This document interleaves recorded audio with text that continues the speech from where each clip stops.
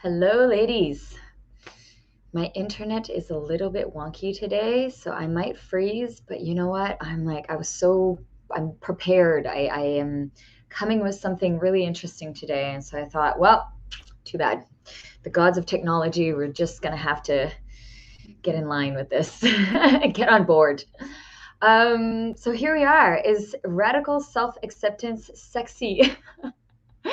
So I feel like lately, everything I'm seeing, business, how to do your laundry, like everything is like, do it sexy. Is it sexy? Is it, like pussy business? And I'm not mocking it. I'm actually like, wow, this is so cool. We are definitely imbuing everything that we do with our sexual energy, which is life force, which is phenomenal.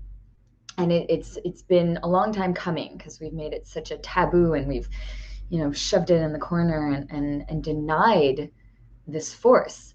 So I think it's great. And then I was like, how do I make, or not how do I make, how is radical self-acceptance sexy?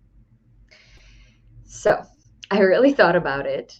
And interesting enough, life was like, oh, well, how about I just give you an experience, and then you get to figure out, like, embody it and really understand the wisdom of it. So something happened to me yesterday. But before I dive into that, I just want to say that what I discovered is that where it gets sexy is that when we are, and I'm going to put this, when we are seen in who we are, heard in our truth, and accepted by ourselves or by others, pleasure rushes in. It's enjoyable. So that's where it starts to get sexy, is that we feel good. And the way that I discovered that yesterday more concretely is that I was having a conversation with someone that was expressing their joy and excitement for going to Mexico soon, and that they get to work. They have this flexibility, and they get to work and travel and all this. And it's been a desire of mine, a dream of mine for a while, to be like, I'm going to take like 2 months or 3 months during the winter and go to Costa Rica and work from there. And so I was triggered in this place in me that feels jealousy and that feels like a victim. And so I started experiencing all this anger. I'm just going to go back to this. I was experiencing all this anger of like, why am I not there yet? And going down the like rabbit hole of like, why not me and why them and blah, blah, blah, blah, blah. And then at one point I was like, okay, this is really familiar, where I'm, this state of being is familiar to me. So what if I let go of judgment, of blame, shame, and guilt towards myself, towards others, and see what's really there? And what was left was the vibrational signature of what it feels like to be stuck. Like, I felt stuck. I was like, why isn't it moving for me in that place? Why is it that I'm not swimming in this like abundance of experiences that I want to have, And by allowing myself to feel it, I said, okay, well, if this is a part of me, then there must be pleasure in this. I must want it somewhere, somehow. It might not be conscious to me, because obviously, who in their right mind would love to be stuck? Like, what are the benefits of this? But I know well enough by now, with all the work that I've done, that no, there is a part of me that likes this. So how about I get curious? And how about I embody and bring this part of me into the light and welcome her completely? So I started saying, I like being stuck. I like being stuck. I like being stuck. I like being stuck. And I actually started giggling and being like, is this for real? I actually feel pleasure because it rings true. It rings so true. And I started feeling liberated. I was not in my like heavy anger. It was not in my victimhood anymore. I felt energized. I felt energy flow. I felt alive. Just even saying it out loud to you, I feel alive. Now I understand that the work, requires peeling away. Sometimes we get this lightning bolt, as I talked about last live, this lightning bolt of like all the awareness flooding in, and we see everything clearly. And sometimes it's about peeling away at the layers. And in this case, I understand that there is a part of me that really, really likes being stuck. And I haven't quite discovered yet what the root cause is. Like, what do I get out of it? And where does it stem from? And so, and this could be linked to my younger self, who is still in reaction today about something that happened a while back. And what I mean by that is, it could be like, well, I like being stuck because if I'm stuck, then I get to play the victim. And then if I play the victim, then I get the attention that I don't normally get. So being stuck means being able to, like, if things aren't working out, being stuck is what's in the shadows. But if I bring the, why isn't this working for me? And I work so hard. And, if I bring this victim out, then maybe I get the attention that I didn't get back when I was younger, or that I'm craving. So, this is all hypothetical, but is quite probable. I've seen so many people discover their truths, and their deepest truths, and they're rarely a rational, rational reasoning. It's, well, really, it's really comes from a child mentality, because it's built in our childhood. So I just want to come back to this place where I talk about letting go of the blame, shame, and guilt, because the judgment, is what keeps us stuck. It's what keeps me in my story. You can clearly see it, that if I stay I was mostly in the blaming of things and in the judgment of my situation. I'm feeling some shame also, of like, why isn't this a possibility for me? Like, what am I doing wrong? Like, all this stuff. So letting go of this enabled me to feel. So judgment and like I said, all the blame, guilt, and shame, it stops us from feeling.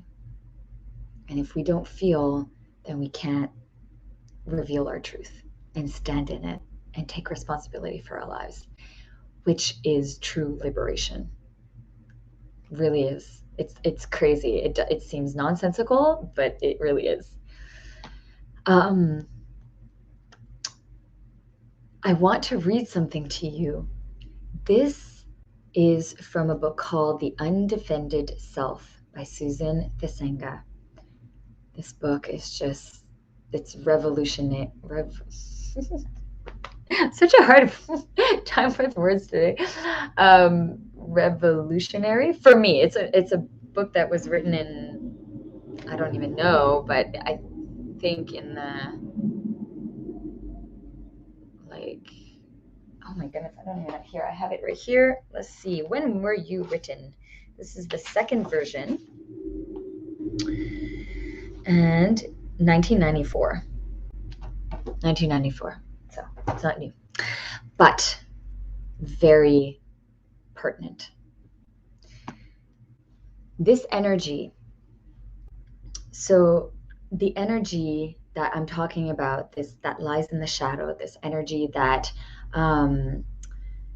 is darker, that we don't want to show. Like it doesn't, it's a practice in humility for me to be like, I love being stuck, or I love being small, or it doesn't feel heroic or wonderful in any way.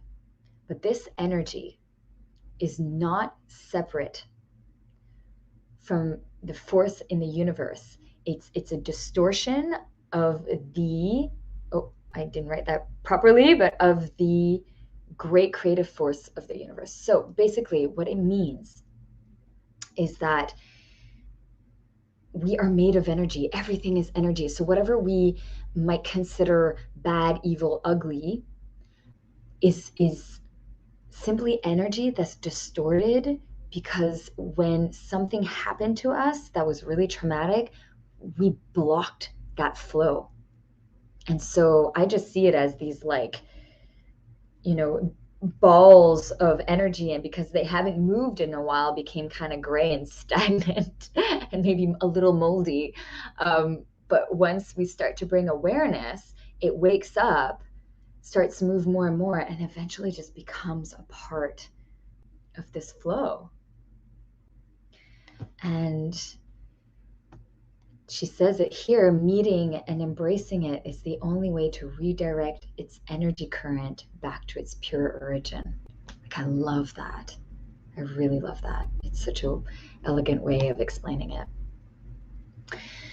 So with all this said, I invite you, if you would like to discover more about your truth that is lying in the shadows, that might be stopping you from living the fulfilling life that you seek to live, to experience.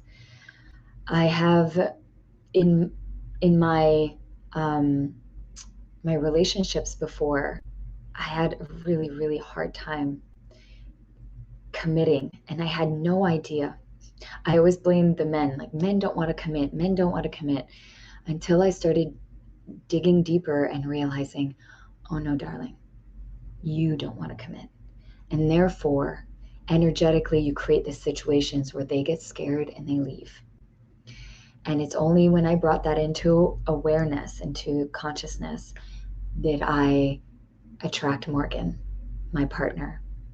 And our relationship is incredible. And the more that I bring all of me, all my parts, the not so pretty, the not so sweet, yeah, the deeper the intimacy is, the more trust there is, and the deeper the connection too. Yeah. So, introductory workshop, Radical Self-Acceptance. I will post the link in the comments. It's on November 8th. It's a 2.5-hour workshop. It's introductory, so it doesn't mean that we're going to go dive into all your dark spots and reveal it. And it's catered in a way for you to gently start seeing what that pathway for you would look like, to start to listen and unveil, and to be welcomed and seen and heard, and to feel the pleasure of being yourself and being welcomed. So that is what that workshop is about. And we're keeping it sexy. We're keeping it sexy. Let me see if I can. There you go. I think there is the link to what you need. So the event is there, and the time, 6:45. Good. All right.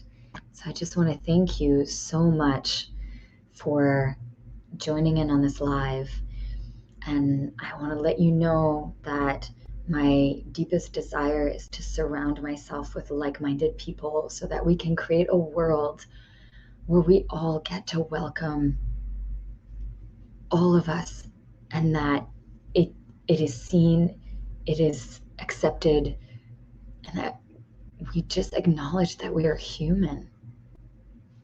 We're human, like all of us. We all have this. So how about, instead of acting unconsciously and allowing these parts of us to drive our lives in directions that we are not interested in going in, how about we bring it and support each other in doing so? Thank you so much. I wish for you a wonderful day full of new insights and discoveries, and that you welcome yourself in all of your parts. Thanks again. Please comment, message me. I am totally available. I can't wait for the 8th of November. It's really going to be powerful. Yeah, the pleasure is in doing this together. So great. I see you there. Have a great day, everyone. Have a great weekend. Bye.